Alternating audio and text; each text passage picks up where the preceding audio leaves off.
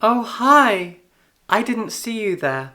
I was busy reading this scary book, illuminated by the glow of this serious light, kindly provided to me by this video's sponsor, Serious Readers. If, like me, you are a serious reader who enjoys sitting on the floor surrounded by all of your books, reading comfortably in the glow of a warm light, then Serious Lights by Serious Readers are for you. Serious lights use daylight wavelength technology, which replicates the daylight spectrum as closely as technically possible. You know when you've been sitting uncomfortably for a while and maybe your leg starts to go dead or something and you realize, oh, I'm in pain, I'm in discomfort, and I just didn't notice? I do that a lot because I have ADHD. The same is true for your eyes when it comes to reading. I read by this now. I don't know how not to. Serious lights are fantastic. Click the link in the description and use the offer code WILLOW24 to get £100 off your first Serious Light. I don't know where I'd be without you. On with the video. Just give us a minute. Here are 5 short horror books that you can read in a single day. All of them are terrifying and brilliant. Also, I've decided to go with singular stories here, so none of these are short story collections. Let's jump straight in. First off, we have Crypt of the Moon Spider by Nathan Ballingrud. This has just come out this month. I received a review copy from Titan Books. I read it yesterday, and it is an absolutely pulpy trip. It's a blend of science fiction, horror, and I guess alternative history. Crypt of the Moon Spider is set in 1923 on the moon. Our protagonist is a woman called Veronica, and when the book begins, Veronica and her husband are arriving on the moon so that Veronica can go to an insane asylum. She struggles with depression, and so her husband has said, right, off you go then, off to an asylum with you. And that asylum happens to be on the moon, sure. Not only that, but in this world, when Victorian astronauts first landed on the moon, they found a cave inside of it, in which lived an enormous spider. That spider is now dead, but the silk that it left behind has special, maybe magical properties. And so atop that cave was built an institution. People go there to get fixed. There's a scientist there known as Dr. Cull who has an abusive helper named Charlie, and the two of them together perform operations and experiments on insane patients. And Veronica is about to be one of them. Now this creepy little pulpy strange thing is only 99 pages long. And throughout the course of this story, we jump back to Veronica's childhood. We go through dreams, those dreams start to blend memories and nightmares, and we learn that this operation involves cutting open someone's brain, pulling out the wrong bit, the poisoned bit, the broken bit, and replacing it with spider silk from this enormous moon spider. It's not clear, at least at first, what that means, what it does. Whether or not Dr. Cull actually knows what it does, but that's what Veronica's in for. I can't really tell you any more, and that's going to be a running theme throughout this video because the book's really, really short. To give you too much detail would be to spoil it, so I can't do that. But it is remarkable how eerie this thing is. No matter what you're learning about, whether it be the spiders, the institution, Veronica herself, Dr. Cull and Charlie, we learn a lot very quickly. And all of it is so unsettling and creepy and weird, and it kind of balances itself between ridiculous pulpiness and trippy, surreal terror. Just the very idea of this novella is enough to send shivers down your spine. Read the blurb, you will shiver, and then you will continue to shiver all the way through the book. It is monstrous, it is creepy, it is terrifying, it is gross, and I loved it. Next up is You've Lost a Lot of Blood by the always wonderful Eric LaRocca. You've Lost a Lot of Blood is arguably Eric's strangest book. It's a novella within a novella, and the whole framing device of the book is that everything I'm holding in my hands was written by a serial killer. The book contains transcripts and interviews, confessions, poetry, and a novella that the serial killer wrote. And that novella is a complete story in and of itself. And the novella really has nothing to do with him. It's not about his life. It's a piece of fiction that he wrote about a young woman who takes a job at a small video games company, which is run entirely by this enigmatic rich man out of his remote mansion. She arrives there with her little brother because she looks after him, and suddenly it becomes a kind of gothic mystery ghost story. It's really chilling and strange in its own right, and then you remember periodically that this is a novella written by a serial killer in a book that also contains, as I said, transcripts, interviews, and poetry. It's a really crazy, wild ride. And I do think that the novella that the killer wrote could have by itself just been published. I mean, Eric wrote it. It's really good. I enjoyed it a lot, but then of course Eric always goes the extra mile and does something a little bit strange, a little bit out of left field, and in that case, it is wrapping that novella up in the context of a serial killer who also wrote some poetry and a little bit about himself here and there, who his partner was, what he did exactly, what the police and detectives had to say about him. Eric is also known for writing really fantastic titles, and You've Lost a Lot of Blood is easily one of my favorites. I think when it comes to horror fiction, nobody writes better titles than Eric LaRocca. And they also managed to get great cover artists involved in their work as well. I mean, this is so gnarly, I'm worried that YouTube won't like it. So maybe I shouldn't hold it up anymore. Let's move on. This is What Moves the Dead by T. Kingfisher. T. Kingfisher is absolutely one of my favorite American writers working today. She writes such amazing stuff, both in the realms of horror and fantasy. Most of her books are pretty short. Her short fairy tale inspired dark fantasy story Nettle and Bone, which is somewhere behind me, that thing is super short, super concise. It is like a twisted dark fairy tale. She's incredible. She really focuses on gothic horror and fairy tale inspired dark fantasy, and everything she touches turns to gold, and What Moves the Dead is easily one of her very best works. Not only that, but it's a retelling of Edgar Allan Poe's The Fall of the House of Usher. Kingfisher loved that story, she read it, and she had questions. Now, whenever you have a perfect story and someone chooses to try to expand on it, retell it, rewrite it, create a sequel or a prequel, it very rarely goes well. Even when the person who wrote the original story returns to expand on it themselves. I'm thinking here about Ridley Scott and Prometheus. Ridley Scott made Alien. It's a perfect sci-fi horror film, one of my favorite movies.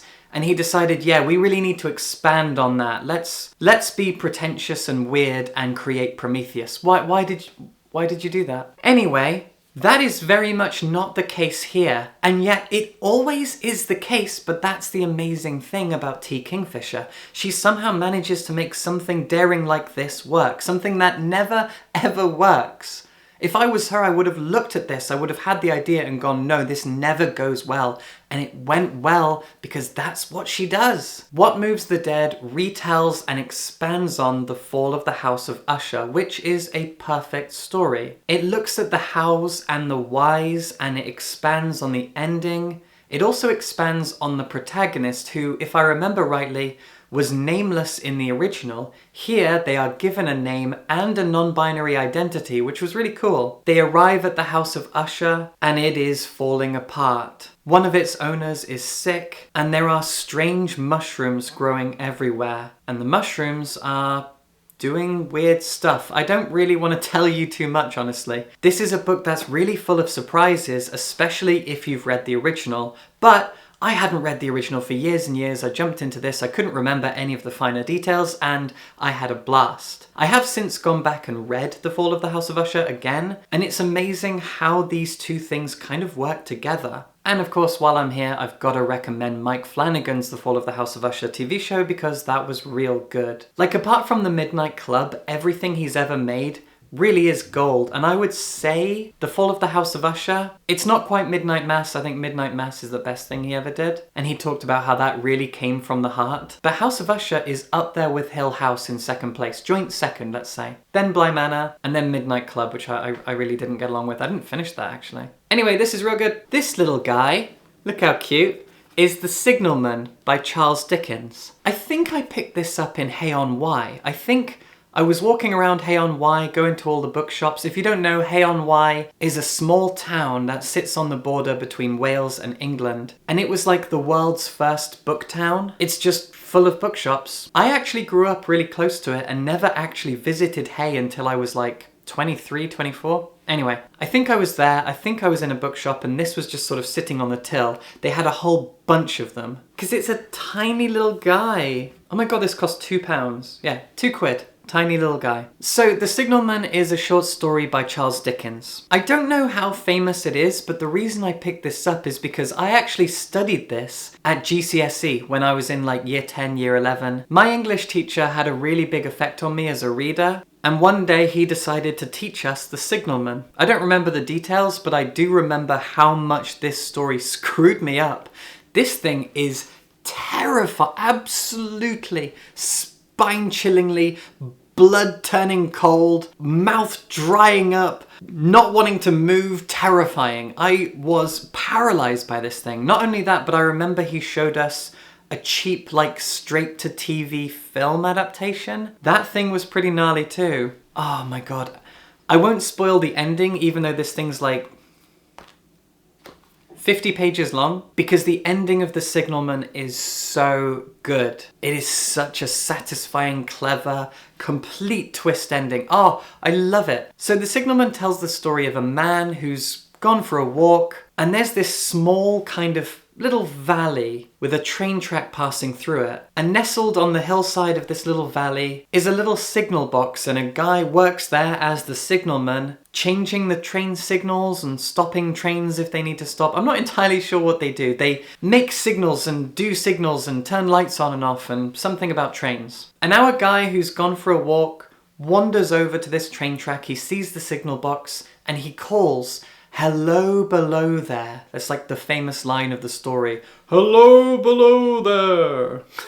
And the signalman freaks out. And when our guy says, "Why? What's got you so on edge?" The signalman says that every night for the past few weeks, when it gets dark, he sees a ghost standing in the tunnel on the train tracks. And all the ghost does is frantically wave at him, shouting, "Hello below there." It happens every single night. And the signalman recounts this story and how freaked out he is by it. What is this ghost? What does it want? Why is it calling to him? And why does it say that phrase? Well, you need to read it to find out, because the ending it's so good.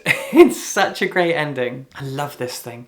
50 pages, you can read it in an hour. Oh my god, one of the best things Dickens ever wrote, in my opinion. And finally, the longest book here, but still only 200 pages in length, is The Ha by David Sodergren. As a self-published horror author, David Sodergren has made a big impact on me personally. And many people call The Ha his best book. The Ha is set on a small, quiet coastal town here in Scotland. Our protagonist, unusually, is an old woman. And an American billionaire, inspired by obviously no one in particular, has somehow bought the coastline, including the village, and he's gonna raze it all and turn it into a golf course. Not like something like this has ever actually happened. And our courageous and lovable old protagonist ends up being the only person in the village willing to fight back against this. At the beginning, a few villagers do, and in the end, one by one, they just get paid off, or they give up, or they move away. She will not budge. And to help her in her fight against this American billionaire is a sea monster that ends up washing up on the beach. This sea monster is also able to transform. And she lost her husband quite a few years ago. He was a fisherman, he was lost at sea, and his body was never found. And this monster is able to shapeshift, and so it shifts to look like her husband to make her feel more comfortable. And in that way, this is kind of a romance, kind of a love story. But it's also a really gross work of body horror as this monster starts to ravage the people who work for this billionaire. I won't tell you any more, but it is a really, really fun and gross, icky, nasty, but very satisfying story. Because obviously the monster is the good guy The billionaire is the bad guy because all billionaires are immoral and bad people. Yes, including Taylor Swift. DM me, I don't care. All billionaires are bad, you're just gonna have to live with that. And in this book, David Sodergren really makes it easy to hate billionaires, to hate all rich people. It is a super satisfying time and a really gross book. And since we're talking about short horror books, of course I'm gonna take the opportunity to mention my book. You can go get it on Amazon. This is Managing and Other Lies by me, Willow Heath. It is a 200-page book, and the first half, the first 100 pages, is a novella, the titular Managing. It's a kind of Kafka-esque, Shirley Jackson-inspired horror story set in a haunted house, all about being trans. And the other 5 stories are all about the trans experience as well, in one way or another. It's a really, really gross, horrible thing. I honestly sometimes read through it and I am shocked that I wrote it because it's gnarly, it is nasty, it is uncomfortable. But as I've talked to my patrons over on Patreon about, writing this book was a kind of exorcism. I got all of my nasty feelings, all my anger about transphobia, all out into the world. Managing is gross, it is very unsettling, it's full of transphobia, it's full of trigger warnings. I'm almost shocked by it now, but I'm also very proud of it, so go pick up a copy, there are links in the description. Speaking of links in the description, go get yourself a Serious Light from Serious Readers. Use the offer code WILLOW24 to get £100 off your first Serious Light. Thank you again to Serious Readers for sponsoring this video, and subscribe for books.